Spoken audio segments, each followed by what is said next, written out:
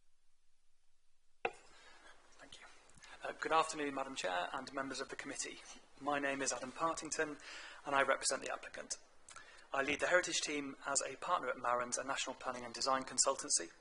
My expertise lies in bringing development to heritage assets in ways that respond positively to the local distinctiveness of places. I am an expert witness at public inquiry and have worked for over 2 decades in the sector, including 7 years within Lincolnshire Local Authority. We welcome the case officer's recommendation to approve this planning application. The principle of developing this site for residential accommodation was supported at the pre-application stage. Following a refusal for planning permission, we have worked closely with the case officer and his advisors, including the design panel, to reshape the proposal into the scheme you see before you today. Over this process, concerns raised by the Heritage and Urban Design officers have narrowed to a point, and whilst an objection is retained from the Conservation Officer, a difference of opinion relates to minor issues of decorative detailing as opposed to the fundamentals of the scheme. The former school is a non-designated heritage asset, identified as a building of local architectural and historical interest, which arises from its Gothic revival styling and its history as a local school. Up until the 1970s, and over the past 50 years, it has been in retail use before becoming vacant. The area within which it lies reflects the Victorian development of the town, but it is not designated as a conservation area. The applicant has demonstrated that a commercial or business use for the site is no longer viable, and its optimal use now lies as a residential accommodation. Several development options have been tested, and we have common ground with the council that to conserve the entire school complex would require a scheme of too high a density and scale for the local area. In my experience, tensions will arise when bringing the somewhat uncomfortable bedfellows of conservation and development together, particularly when securing new uses for heritage assets. In these instances, paragraph 216 of the National Planning Policy Framework directs us to make a balanced judgment when weighing up the relative harm and benefits of any scheme. To this end, we have grappled with the site's particular challenges to land on a bespoke and viable solution that conserves a meaningful legacy of the school, responds to local character, and delivers a quantum of residential accommodation that meets Grantham's housing needs. We note the lack of objection from Historic England and welcome comments from the Grantham Civic Society, who acknowledge the site's poor condition and support the retention of the school building facing Station Road East. Recommendations by Heritage Trust for Lincolnshire and the Civic Society to undertake a historic building record of the school 30 seconds. are acknowledged as an important way to mitigate the effects of the scheme. This is an incisive piece of urban regeneration that strikes a balanced approach, pairing a strong legacy of the town's history with much needed residential accommodation fit for the future. It will bring a lasting improvement to the area, and I commend it to the committee on this basis. Thank you. Thank you very much. Does anyone have any questions? No. Sorry, Councillor Crawford. You might be able to tell me the difference in height between the school and the new ridge of the 3-storey, please, the difference. I'm afraid I can't give you the specific number. I do apologise. They are on the scale drawings. I don't know if the officer's able to give any more indication. I apologise for that.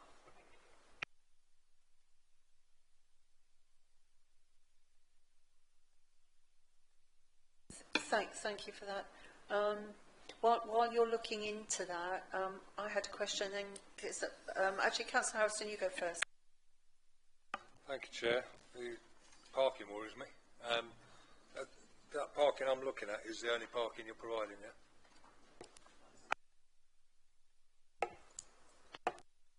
Sorry, and then the bin storage there. I mean, is that indicative, the number of bins there, the 14 bins, is that indicative? I realise they're the big bins, but is that indicative of how many will actually be in there, or is that just a drawing of it?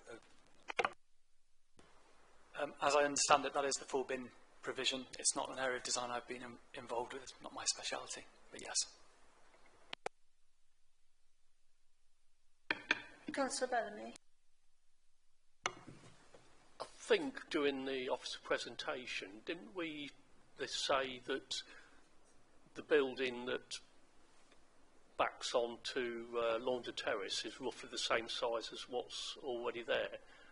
Is there any height difference between what's there and the proposed development? Do you want to respond to that, I mean, to me, the plan shows that there is a height difference, which is why I think Councillor Crawford asked the question. Yeah, just to come back on Councillor Crawford's point, the difference in height between the retained old school building and the ridge height of the new build element is about 2 metres. Thank you. I was going to ask what the difference is between the height and St John's Church. And the houses directly opposite Maunda Terrace, which are actually quite high.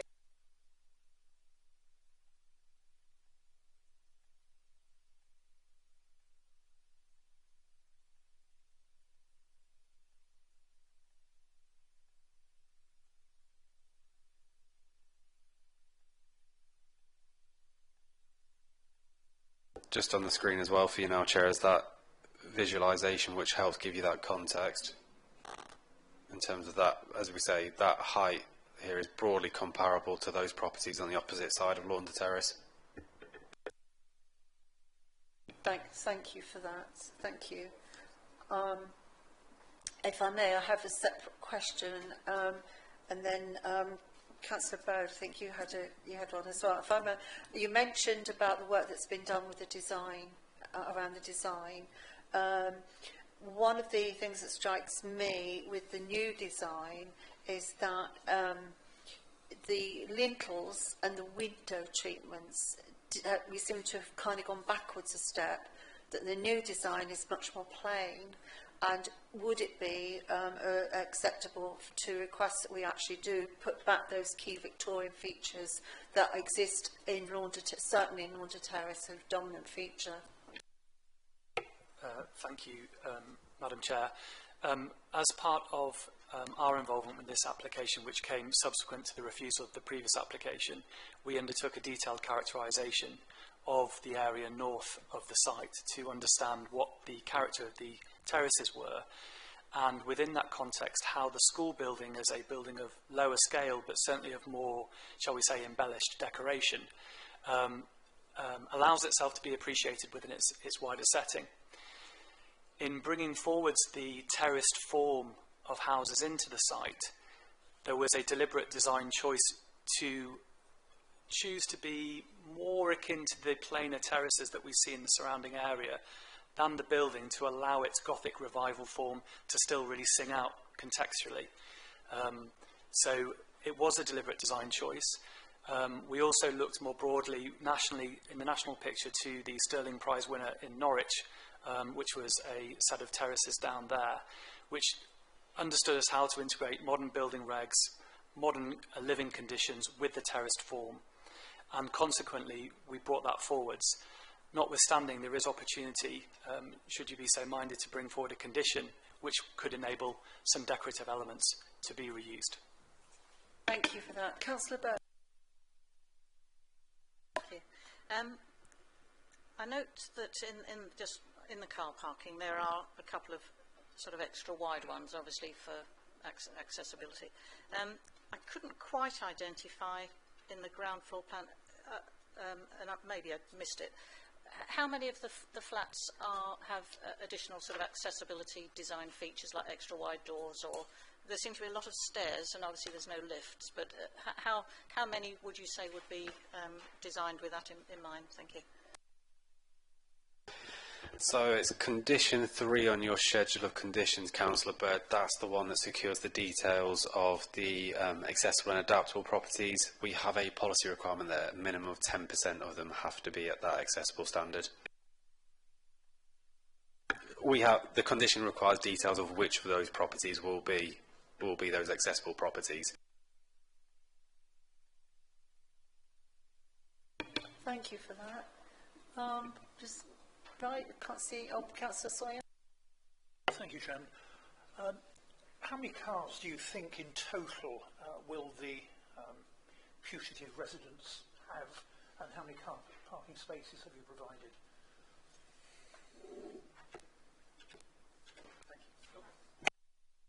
Thank you, Councillor. I understand there are 15 car parking spaces provided, with 2 accessible spaces on top of that. there is also opportunity for motorcycle parking and bike storage. With regards to putative residents, I wouldn't want to preempt who would like to live here. My ambition would be, and hope would be, is that they recognise the walking distance of the bus station and the railway station, which are in very close proximity to the site, and hope that our future generations who settle here are interested in sustainable transport over individual motor cars.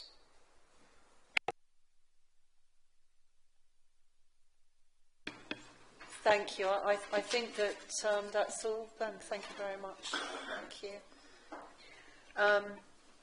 What I'd like to just do, if I may, as a ward member, I was involved in the, certainly looking at the original application, and I believe that this application does actually make a significant step forward improvement. I'm particularly pleased that we are looking at retaining the junior school built block at the ends with the features, which are directly opposite St John's Grade 2 listed church. The school loss, the infant school loss, I think is hugely regrettable, because I know that actually this school is highly regarded by a lot of residents in Grantham, a number of whom still are around who went to that school, so have very, very fond memories. And I understand that there was actually a list of former heads or pupils which used to be up in the cafe in there. I believe that all in all, this application would be a positive move forward for the area. It could significantly uplift the area. One or two observations though. The Civic Society talked about the poor condition of the building. I'm going to say how disappointed I am, and as our residents. One of those reasons is that the applicant chose to remove a significant amount of the roofing of the building, which led to internal damage, and I have to say I thought that was quite disgraceful. I'm quite happy to put that on public record. However, they are retaining some key features. They have listened especially around the design of the actual flats themselves, which were previously goldfish bowls. I do think that the concerns around parking are legitimate. There was a significant issue with parking in that area, but what hasn't, I don't think, been mentioned is actually the site's directly opposite quite a low-cost public car park. Councillor Harrison. So, yeah, Chair, if I can come back on that point you made there, that it is opposite the low-cost car park, but the highways have actually stated here that to ensure enough parking is available for the proposed use without overspill or obstruction to the public highway. Well, people will park on the public highway as opposed to paying to go and park in a cheap car park, no matter how cheap it is. And as you know as well as I do, we're in a meeting next Monday about this very area, about the waste, the bins. That worries me. The parking that is caused there in conjunction with the bins that are being put out. If we're going to put in 60 properties, so you can reasonably say 80, 90 cars that you're going to put add into that area, the issues that's going to cause there. You and I are fully aware of this. We're in a meeting on Monday about it. The issues that those extra cars are going to cause. So if you park 15, 17 in the place, that still leaves another 70 cars that are going to be in and around that area. And we're already seeing pedestrians being forced into the road because of bins and because of cars being parked there. I've grave reservations about this, and looking at this, highways have as well. So, you know, I think we need to take that. We take the fact that the car park's there out of the equation, because people won't park in there if they can get on the road. Sorry, Councillor Harrison, can you point me to where the highways comments are? Because it's not normal. They wanted additional information, parking statement required, 581, 582.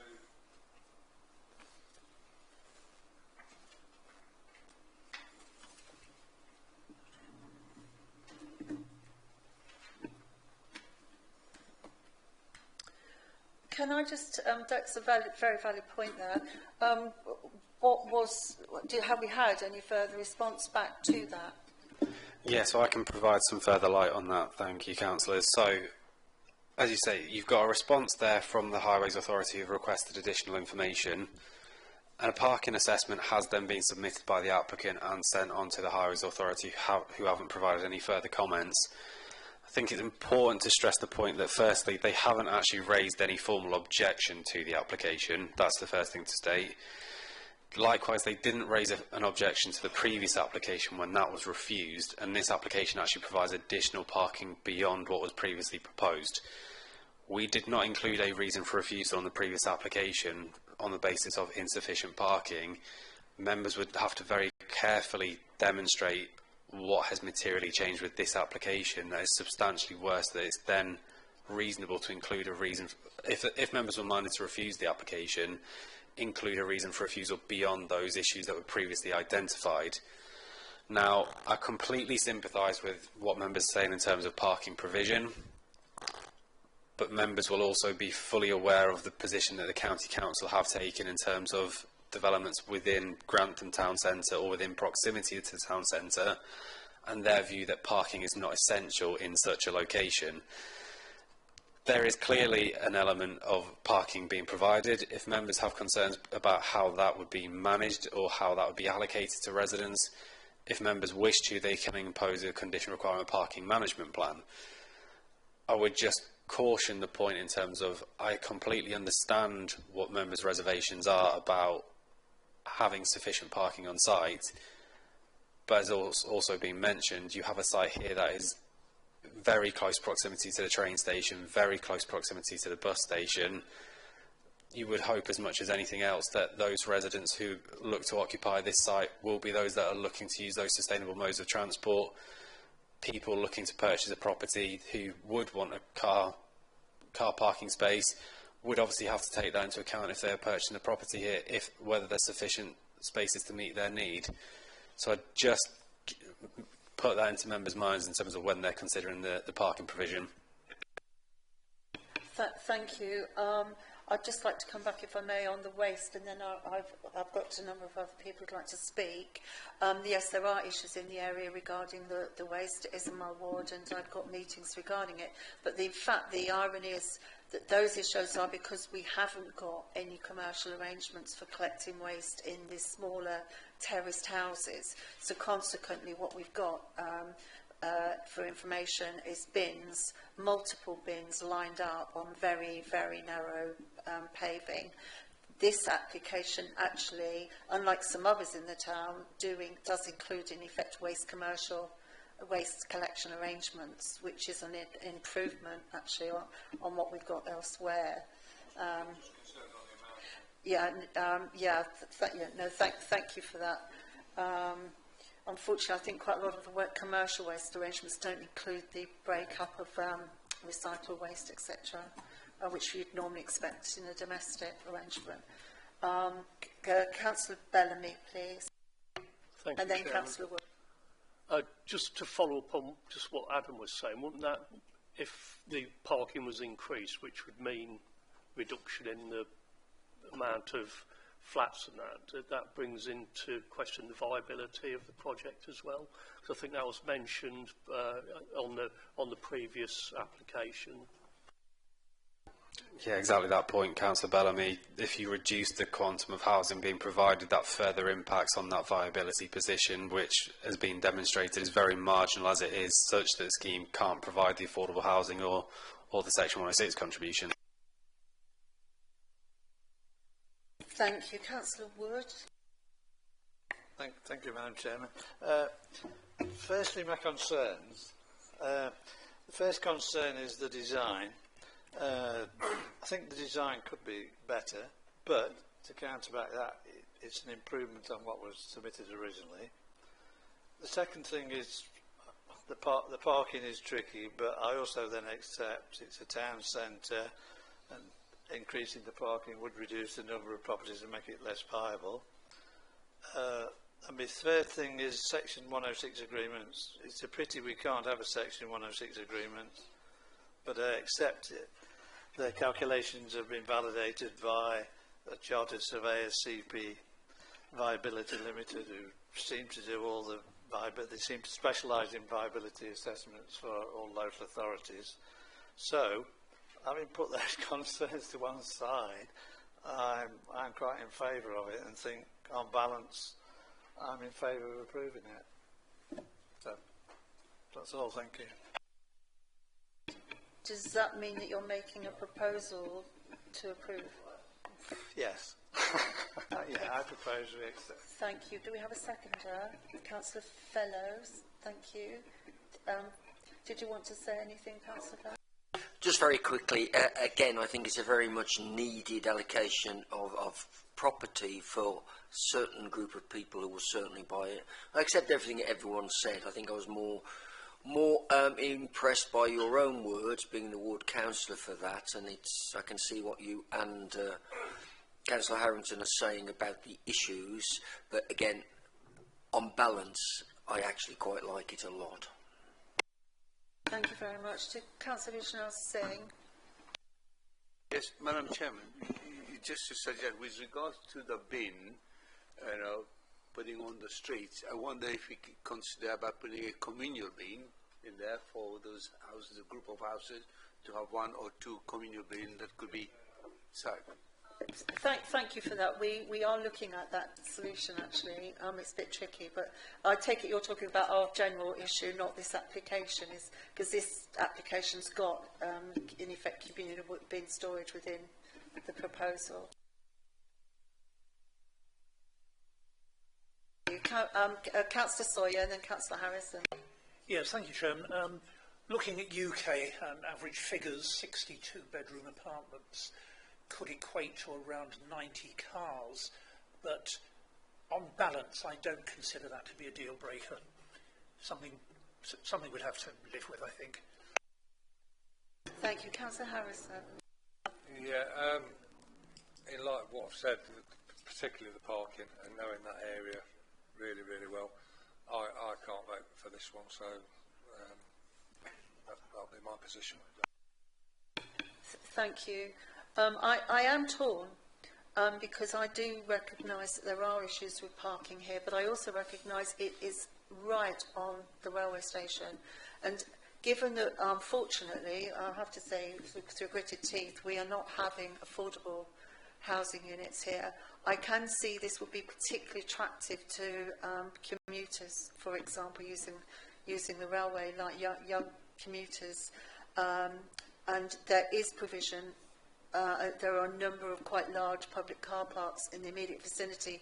Another option that I would take away as a ward councillor is to, in effect, lobby the county council to reopen the parking we used to have on Station Road East, that they're in their wisdom put yellow lines down, and immediately losing about 20 spaces with really little justification, certainly in my opinion. So I think it's something we could look at, potentially asking for resident street parking again, on that stretch of road, which we have got through the rest of that entire block.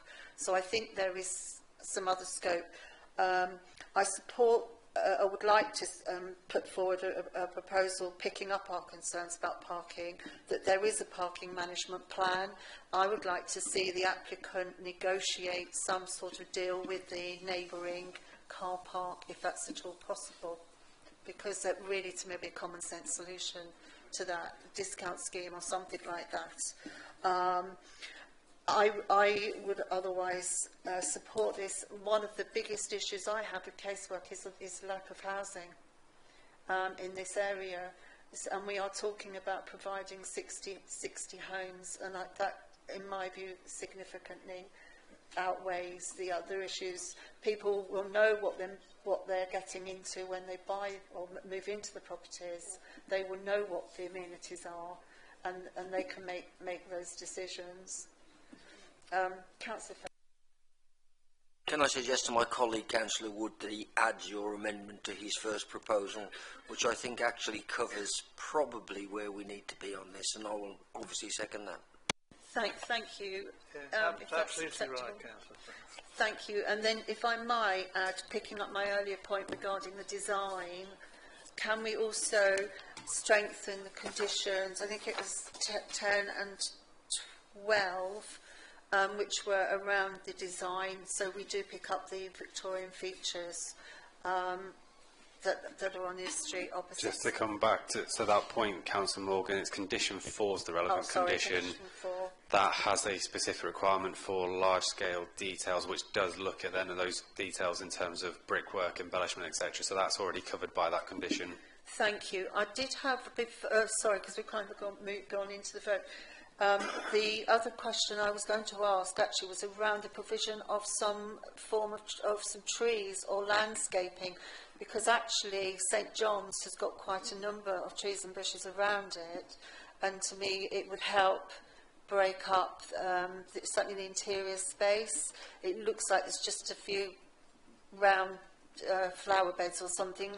I would like to request that we do actually include some proper landscaping, if we can. Again, if members want to, you can include it as a separate soft landscaping condition. Worth also noting, you've got the mandatory BNG condition in place, which would then cover things such as tree planting, etc., to make sure that they're achieving that 10% net gain. Thank you. Are you happy to accept that as well, Councillor? In that case, I would like to go to the vote. So all those in favour with the amended conditions as discussed, please raise your hand.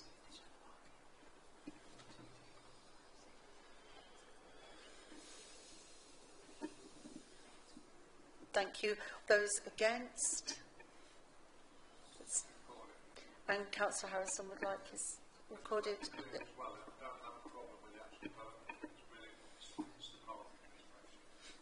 Thank you.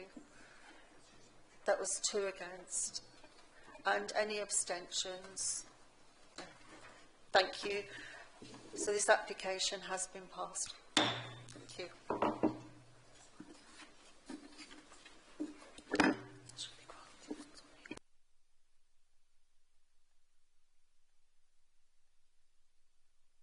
I'm going to suggest that we have a 10-minute break at this point, if that's all right with everybody. Thank you. If we can come back to the meeting, and the time is 15:25. Agenda item 6, page 87, S241822. This application is a proposed demolition of a Class Q consented barn and the erection of a detached dwelling in Wildwood, Nightingale Lane, Aesby. And I'll now hand over to our Officer Miranda Beavers to present the case. Thank you. Good afternoon, Chair, and good afternoon, members. So the planning application in front of you is for the demolition of a barn and the erection of a replacement dwelling house. The main issues are character and appearance of the area and the impact on neighbours' residential amenities. The application is sited at Aesby, which is a small village that is focused around a village green. The existing barn is located within a paddock area, which is sited within the grounds of Wildwood, which is a large contemporary dwelling house. I'm just pointing, I don't know if you can see my pointer. This is the barn here, and this is Wildwood, just here. The background to the case is in 2022, it was approved to convert the existing agricultural building, which is sited to the northern boundary of Wildwood, into a single dwelling, with the provision of the insertion of new windows and roof, and no extensions were as an addition. That was approved on the 5th of August in 2022. So the principle of development, Aesby, is identified as a smaller village within the settlement hierarchy. However, the site is considered to be within open countryside, and the proposal does not meet any of the exception criteria contained within policy SP5 of the local plan. The existing extant planning permission, however, does establish a valid fallback position. So the principle of residential development in this case has been established through the permission of the Class Q approval. So we must compare the extant permission with the proposed residential development in terms of its impact on the character and appearance of the area and neighbours' residential amenities to ascertain if the proposed development would be a betterment in comparison to the approved conversion. For some context, this is just an application that shows where the access to the site from Green Lane in Aysby. It's down a private road. These are the gates to Wildwood that are on that private road. The views of the application site and Wildwood from the south, this is a fairly good aerial view. This property here is Wildwood. Around here is where the access would be to the proposed dwelling. This is what has been approved as the access if this barn was to be converted. And this is just an image from the southwest of the site. This is the barn here. So in 2022, the Class Q proposed block plan looks like this. This is just for a comparison. So this is a snapshot. You see the red line, and this was where the access was approved. This is the proposed plan for the application that's in front of you today. As you can see, the red line is very similar to that of the approved Class Q, and the new dwelling would be on a similar footprint to that approved under Class Q. Again, for comparison, this is the elevation drawings. So this is the Class Q approval. This drawing here shows what the barn would look like if it was to be converted into a dwelling. This is the south elevation and the north. And then these images down here are the application that's in front of us today, which is if the new dwelling were to be built. As you can see, there are very quite similar in appearance. So that's just the comparison that we have to make. The scale is similar. I just put that slide in. That's actually the proposed drawings as on their own, just as a bit larger so that you can see that's the proposal. And again, the floor plans. This is the proposed floor plan, and this is the floor plan if the Class Q approval were to go ahead. As for the assessment, so it's my officer assessment set out in the main report. The principle of development has already been established. The proposed development of one detached dwelling would have no significant and acceptable material impacts, including impacts on the character and appearance of the area or neighbours' residential communities. Within the late items paper, I draw attention to a recent planning appeal decision that relates to the application site, which was for a recent refusal, but a much larger dwelling that was applied for at that time. When compared to the fallback position that was approved under S22-1235, it's considered that this proposal is an overall betterment. And so the recommendation is, as per the agenda, and is for the Assistant Director to grant permission subject to conditions. Excuse me. Thank you. Thank you. Can we have our first speaker come forward, please? Simon Jones, who is speaking against the application. And you'll have 3 minutes with a 30-second warning. Thank you. And please hold on in case we've got any questions at the end. Yeah, thank you, Madam Chair and councillors. So I'm Simon Jones, live in Hawthorne House, and our property borders the proposed site on the north and east aspects. We acknowledge the scaled-back design compared with the previous applications and the closer similarity with the fallback proposal. However, the current proposed development would still have significant adverse impacts on our residential amenities, as well as the public footpath that runs through the field to the north, next to us and on the north side of this property, of this proposal.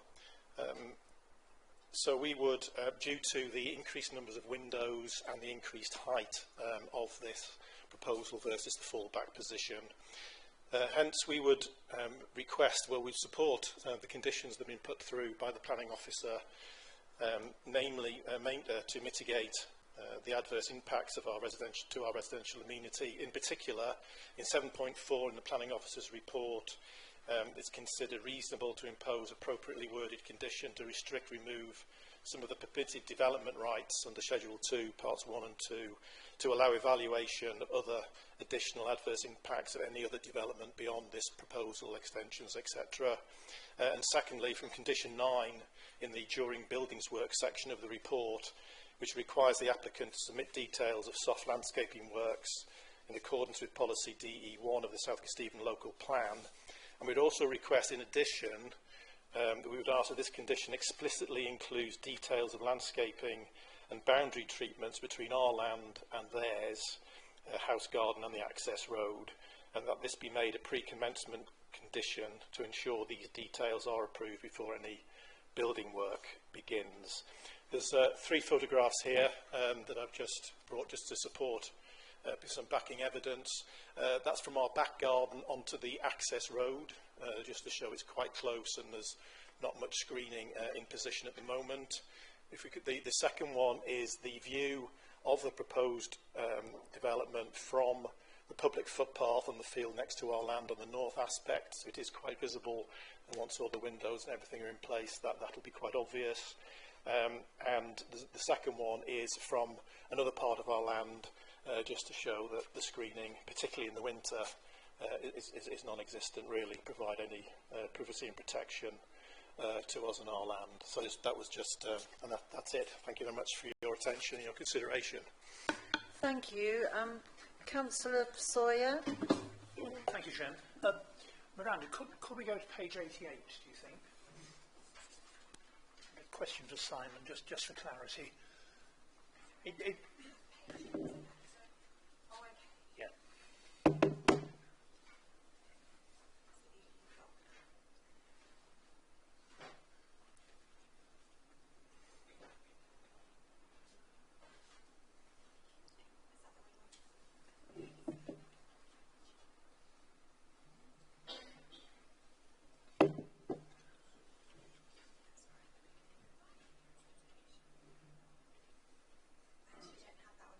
Oh, right. I'll show this to Simon. Simon, there are two. This is yours. Yes. Is that your house? That's the house. That's a barn. That's a barn. Thank you. Yeah. Agricultural building. Yeah. Thank you. Sorry. Can we just bear in mind this is a public meeting and online. Perhaps you'd just like to describe if I can ask our speaker to describe exactly where your property is in relation.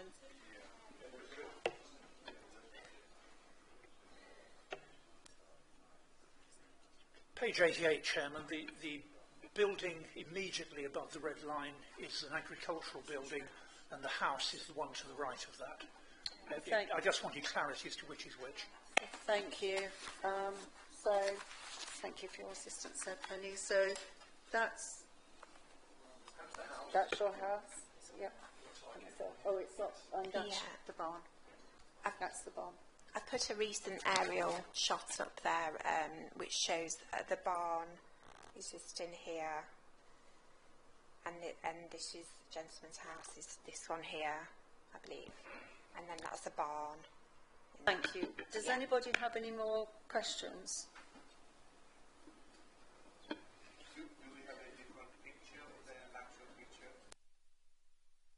Chairman, do you have an actual picture from the other side, looking through the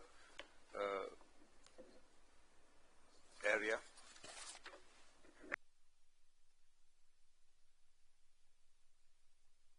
Yeah, I think what we'll do though, if the issue is actually we just need a better understanding of the site, then I don't think that is appropriate for this session, which is to do with questions for our speaker, unless somebody had a follow-up question relating to that. No. Thank you very much. Thank you.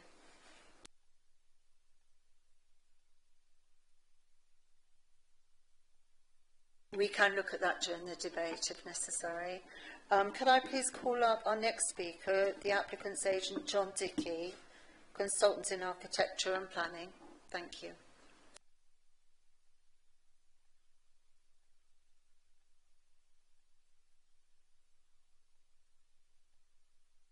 And just as before, you will have 3 minutes to speak and a 30-second warning, and please hold on in case there are questions. Thank you. You want to let us know when you're ready. Madam Chairman, thank you for allowing me to make a presentation to the Planning Committee today in support of my client's development proposal at Wildwood in Aseby.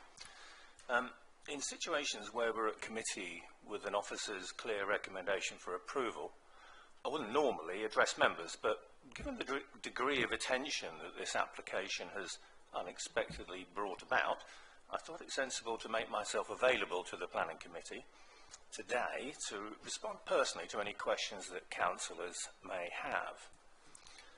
The genesis of this planning application has been well documented in the officer's comprehensive report to committee, and I don't think it either necessary or helpful to expand on the report, as my clients and I concur with all of its conclusions and recommendations.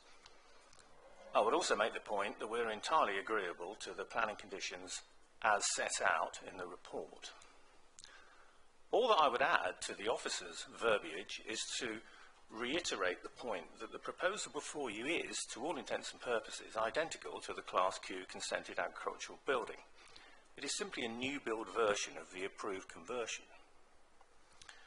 The reasoning behind wishing to build new rather than convert is covered in the officer's report. The ability to build from scratch will enable the resultant dwelling to be constructed to the most exacting standards that would be relatively difficult to achieve when converting a contemporary farm building. I would always advocate for a new build design solution over a conversion, and would add that all of the 20+ Class Q consents that my practice has procured since the legislation took effect in 2013 have been upgraded to new build dwellings. Thank you again, Madam Chairman. If councillors have any questions regarding my client's development proposal, I'll be more than happy to help. Thank you. Does anybody have any questions? No, thank you very much. Thank you. So we'll now move to any debate, and we're welcome to ask questions of our officer at this time. Does anybody have any questions or points they'd like to raise? Councillor Bird? Hello, thank you. Thank you, Miranda.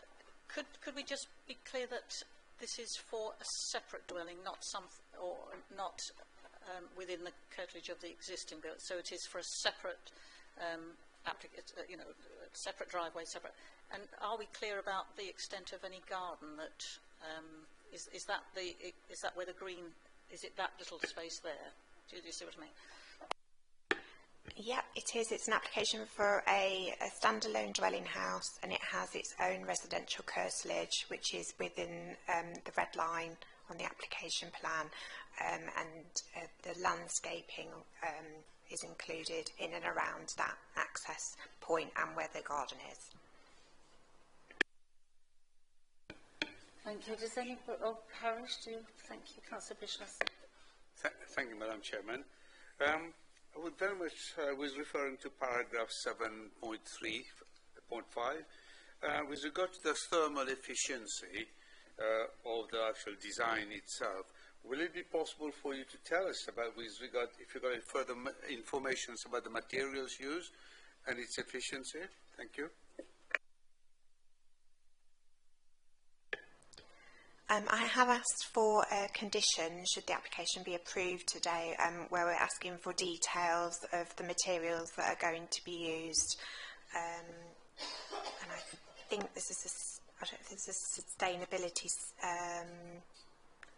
requirement for a sustainability condition as well on there. So those questions will all be sort of answered through conditions. We don't have them apparently at the moment, or will that be supplied at a later date? That's correct, yes. Thank you. Does anybody else have any question? Councillor Harrison. Thank you, Chair. Can we go back to the aerial plan drawing of... So that, the property that was in question, the property that's just northeast of that, that's a residential dwelling. Now, the Go there, that one. What?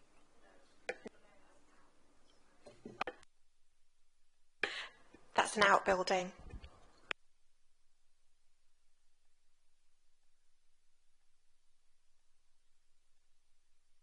Councillor Bellamy. I know the speaker mentioned about the relation between this property and the proposed. I think is there two windows on the back of the proposed property? So would the boundary treatments screen those windows from the neighbouring property? I see they've got skylights at the top, haven't they?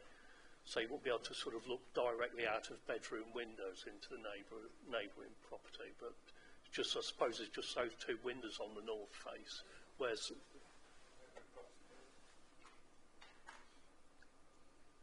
Can you just clarify that, please, Miranda?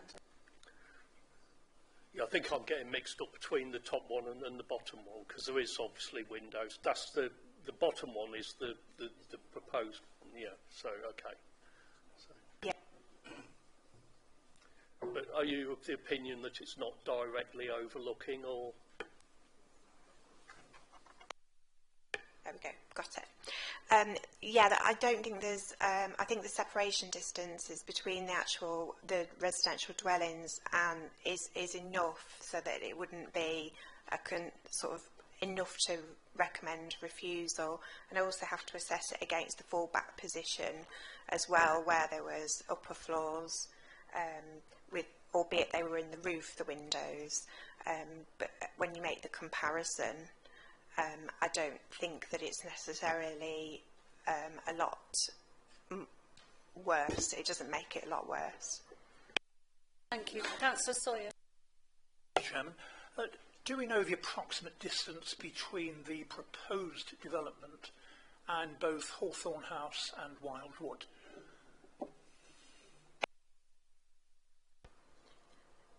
No, but I can measure it. Yeah, okay, just 1 second. Thank you. Does anybody else have a question while we're working that one out? I have a question. Somebody else might be able to assist. Sorry, Adam, I understand you can help. Yeah, so just to come back on Councillor Sawyer's point there, it's about 100 metres between the proposal and Wildwood, and then again the same for Hawthorne House. So around about 100 metres on each. Thank you. I was going to ask if it would be reasonable to put a condition in, picking up the point made by the neighbour and the fact that you could quite clearly see through those trees, whether or not to put a requirement for landscaping that some evergreens are put on what I might call the key areas. Is that unreasonable, given that you've got the problem you've got is the current ambient view would be very minimal light and would have been a barn and countryside, and now they've got a property that will be a residential property which will be having light, and also there'll be vehicle movements with lights, especially in the winter, for example, going very close to the building or their property. Would it be unreasonable to just ask that we bolster that edging? So you've got condition 9, Councillor Morgan, that requires details of a soft landscaping scheme to be submitted. I'd suggest that condition, as it's worded, does allow for sufficient details to be provided. If members have got something specific that they want included in that condition, if it's including planting along the boundaries, it's probably more reasonable to include that as an informative rather than wording within the condition specifically. Thank you. So we could perhaps put an informative in suggesting that there are evergreens planted within that.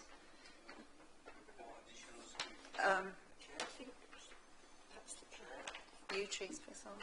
Sorry. Councillor Fellows.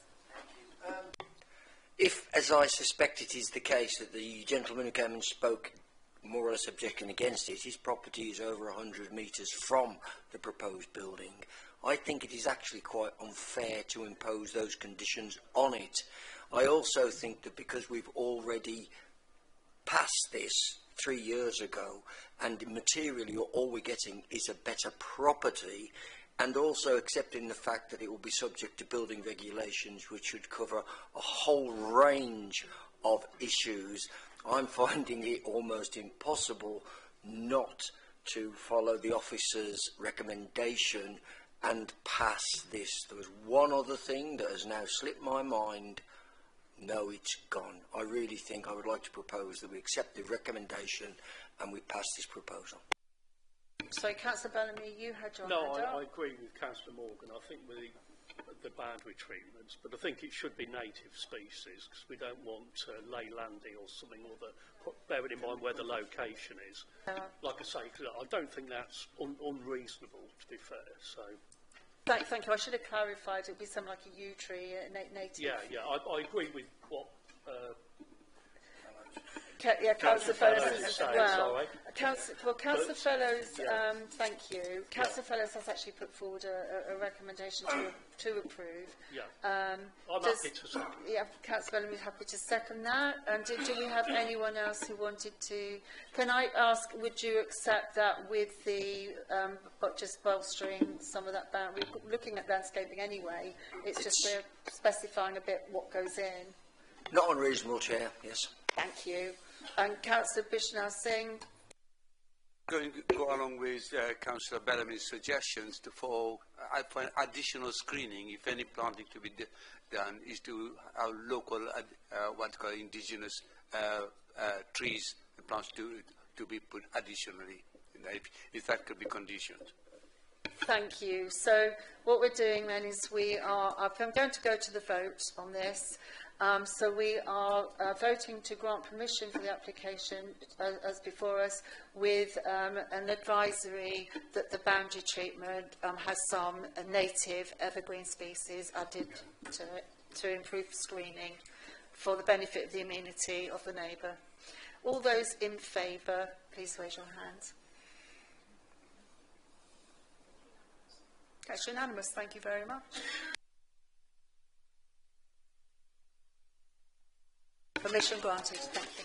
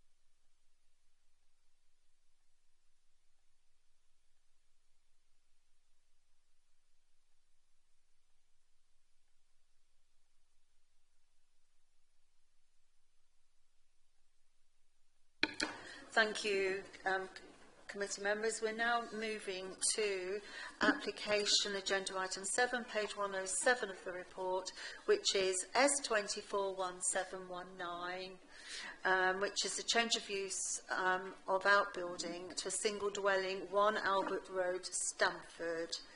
And I'll now hand over to our Officer Phil Jordan to go through the case. Thank you.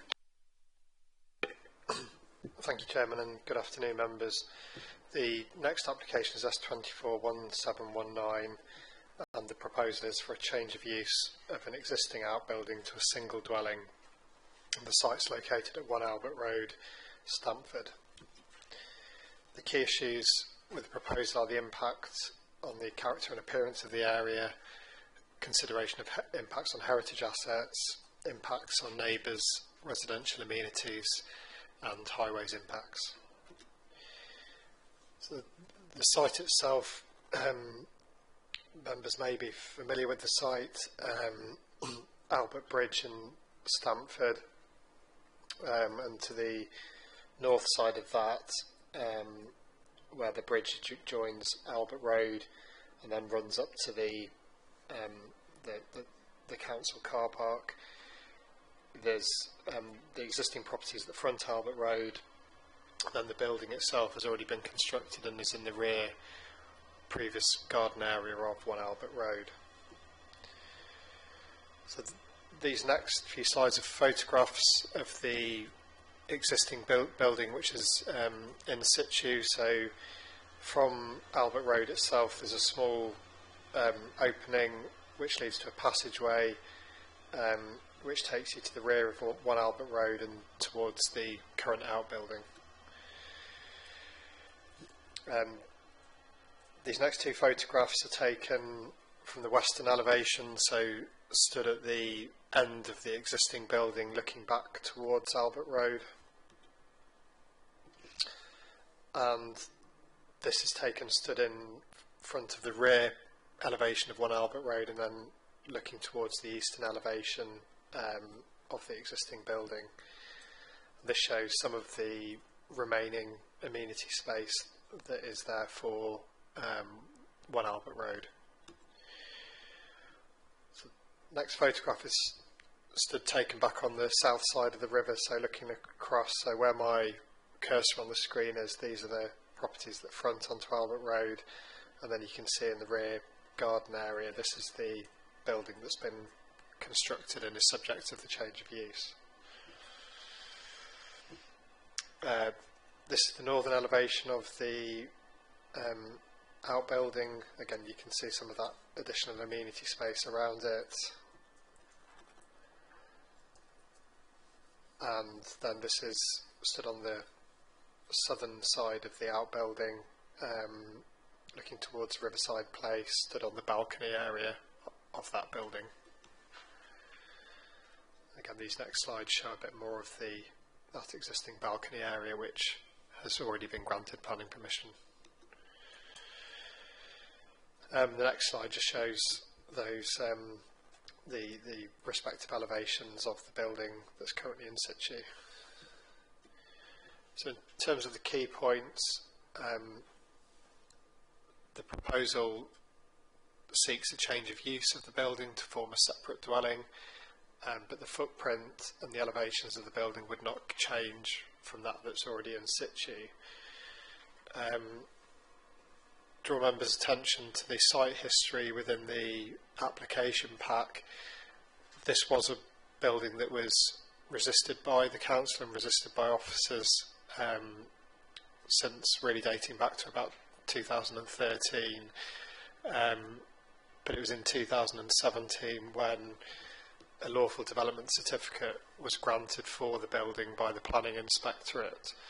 So that's an important consideration, that the building itself, the built form and all the associated impacts with that have been granted as lawful through that lawful development certificate, which was granted on appeal following a refusal by the council. There's no objections from the council's conservation officer, and again, there's, in terms of additional visual impact, there are no additional proposals, and therefore it's considered that it wouldn't be any additional harm to the Stamford Conservation Area. Lincolnshire County Council's Highway Authority haven't raised any objections to the proposal on highway grounds. And then finally, I think really probably the single point of debate really, or contention, is whether the subdivision of the plot from what's effectively at the moment an existing dwelling with a large outbuilding that's used for ancillary residential use, does the subdivision of that plot result in an acceptable amenity space for both the existing occupiers of number 1 Albert Road and any future occupiers of the outbuilding should it change to a dwelling. And on that point, I'll just skip forward from the recommendation, dating back to one of the previously refused schemes in 2014. It's not, try and show you on the screen here. So as I'm tracing round, this is a very similar sized dwelling which was refused by the council and subsequently appealed, and through that appeal decision the planning inspectorate formed a view that the amenity space for both number 1 Albert Road and what would have been this dwelling, should it have been approved at that time, would have been adequate for both properties. The appeal was dismissed on other grounds at that time in terms of the impact of the built form on other neighbouring properties, but the consideration of the amenity space for the two properties concerned was considered and found to be acceptable. So for those reasons, the officer recommendation is to authorise the Assistant Director of Planning and Growth to grant planning permission subject to the conditions in the main report. Thank you, Chairman. I'll pass back to you. Thank you very much. We have no public speakers for this application, so we'd like to go straight to debate and any questions we might have. Councillor Crawford. Thank you. Is there any parking to go with this building at all? There's no additional parking beyond the current position, but I think I would make 2 points. The building as it currently is can be lawfully occupied for ancillary residential accommodation, and therefore it's difficult really to justify that there's going to be an increased amount of parking demand. And in addition to that, we have the comments from Lincolnshire County Council that don't raise any objections. Thank you. I believe Councillor Sawyer's next and then Councillor Vishnu Singh. Thank you, Chairman. 2 points. First, the parking. The building is within 30 seconds walk, if that, of Stamford's second largest car park. Crossing the Albert Bridge leads to 2 hours free on-street parking. That's about 1 minute walk. And perhaps 3 minutes will lead to Barnet Road, where a car can be parked all day long without charge, so it really isn't a problem. Secondly, from what Phil said, it sounds like the building is already in semi-residential use anyway, so it seems to me a very minor change. Thank you. Councillor Vishnu Singh. Thank you, Madam Chairman. Thank you, Phil, for the presentations. What I would like, has flooding risk has been satisfied, the risk for flooding, has that been satisfied? Now that probably does it present the same risk, or has it been reduced in any way? I mean, there's no change in, so that the building that's there is lawful. There's no changes to the levels. Any internal alterations to the building don't require planning permission, so the flood risk, whether it remains as a ancillary residential building or whether it becomes a separate dwelling, would remain exactly the same. Thank you. Councillor Harrison and then Councillor Bellows. Thank you, Chair. Taking everything into account, I'm happy to propose this as it stands. Sorry, I would need, we've had a proposal, so I'll be looking for a second. I'm happy to second that, Madam Chairman, but I would like to say something. Well, okay, thank you very much. Do you want to speak now then, and then Councillor Fellows? Yes, Madam Chairman, we have reached at this position for a very long time in a very convoluted way through legal developments and permitted right developments. But the thing that I'm very pleased after reading, and also recently I had visited the site and looking at actually the building that is there, and also the some of the limited facilities, I think it will be, we always wanting to have bungalows, you know, being sufficient for people that are retired to live in. And I think this is within the curtilage of the Stamford Conservation Area, and it's a very small building for other people to live in. I'm happy with that. And I also satisfied myself that there's sufficient room there for people that want to have a low-maintenance garden to enjoy. So I'm happy to second that on that, Madam Chairman. Thank you. Councillor Fellows. I was going to second. Okie doke. Yeah, that's fine in that case. I just wanted to make one comment. What concerns me with this case is this question: when is an outbuilding, and when is it a residence? Because this structure is clearly, in my looking at it, pretty solid and pretty permanent. What was meant to be an outbuilding. And looking at the history of this site, it feels a bit like a backdoor way of getting what you want, basically. However, the conservation officer has accepted this, and therefore I can't see that we can object on any concerns we might have regarding that. Councillor Bird. Just really pick up on that point. If it has it been built to full building regs for a dwelling rather than an outbuilding? So just wanting to check that. I don't know the answer to that, to be honest. The change from being an ancillary outbuilding to a residential property will require the property to have building regulations in any case.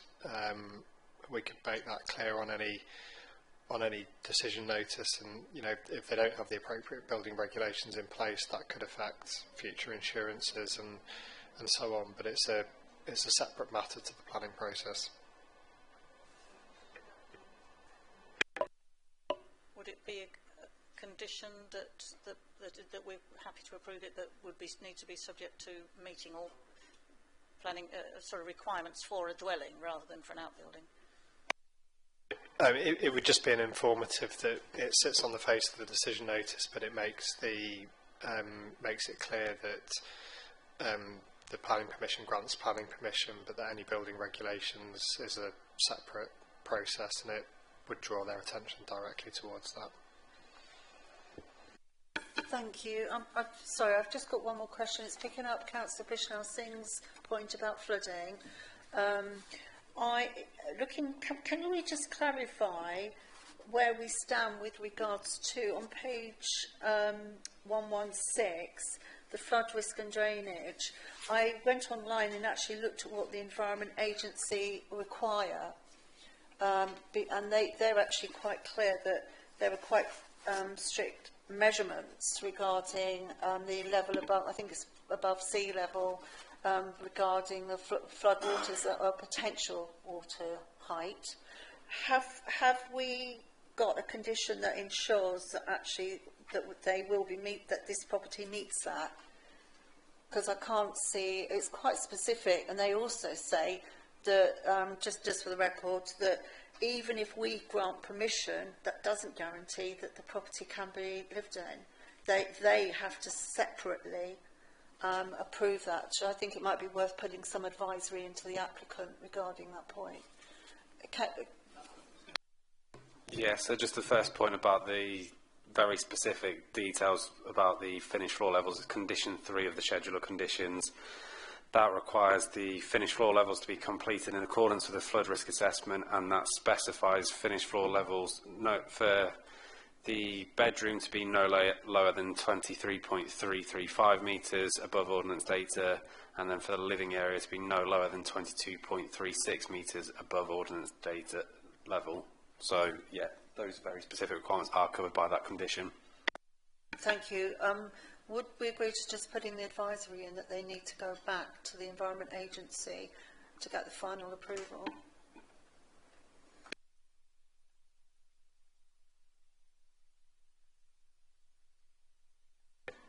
I mean, as a matter of course, any advisories recommended by the Environment Agency we would put on the decision notice, so that is something that we can include.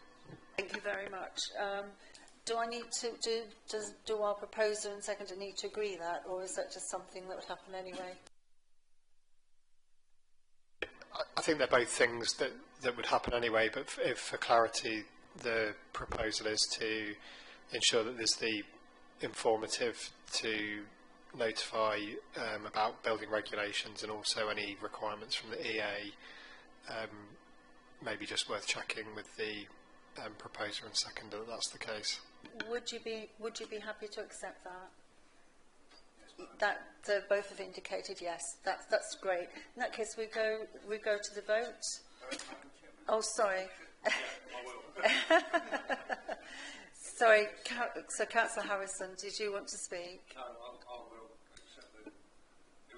Oh, I'm so sorry. I do, because Councillor Fellows, sorry, I do apologise. My apologies. So you will accept that. Thank you very much. Thank you. And Councillor Bishar Singh, before we go to vote. Yes, I just would like clarification and probably confirmation that condition 4 removed the permitted development right as allowed, so there will be no more this planning applications is final and it stays there. There will be no more permitted development rights from there onward. What the removal of permitted development rights does is it means they can't automatically either put extensions or outbuildings without the need for coming to the council first. So it doesn't guarantee that there wouldn't be any further applications, but what it does is it ensures that the council retains control over those issues without them automatically being able to do those extensions they would normally be able to do or erect any further outbuildings. Thank you. So we'll now go to the vote. All those in favour of this application, please raise your hands with the note to be added as has been discussed and agreed. Unanimous. Thank you very much. So permission has been granted.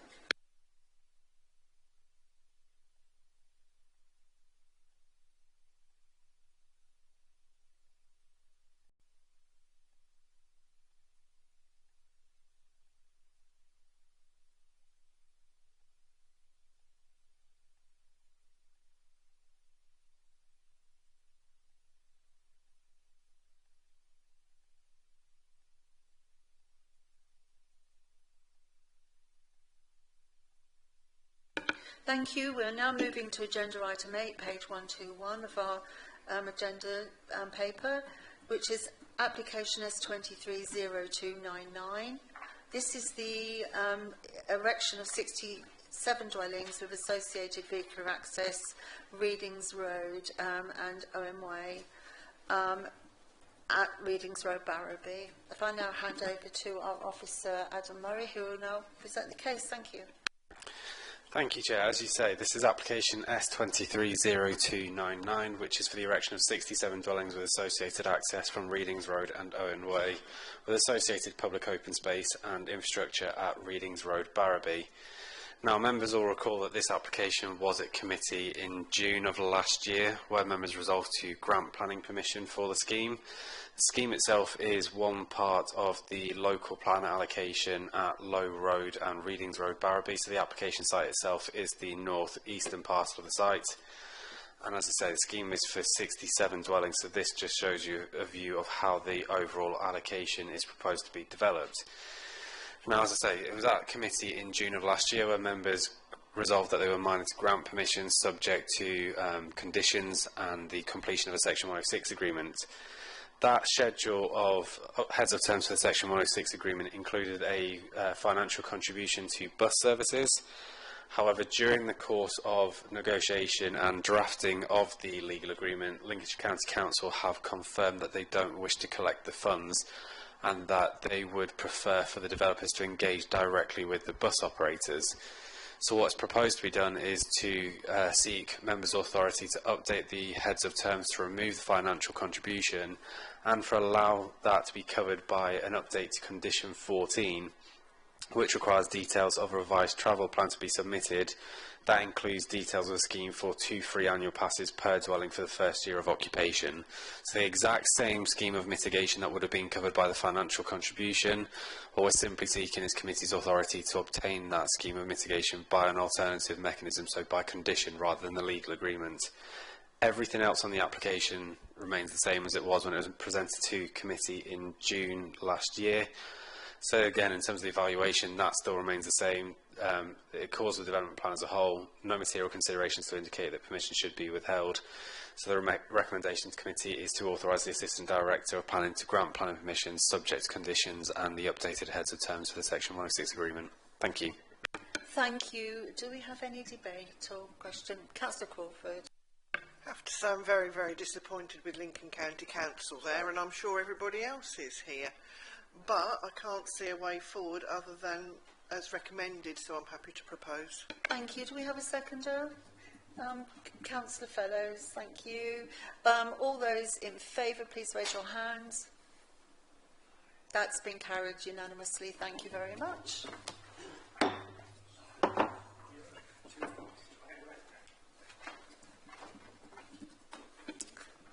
I do not have any other items or any other business today, so the meeting is now over. Thank you.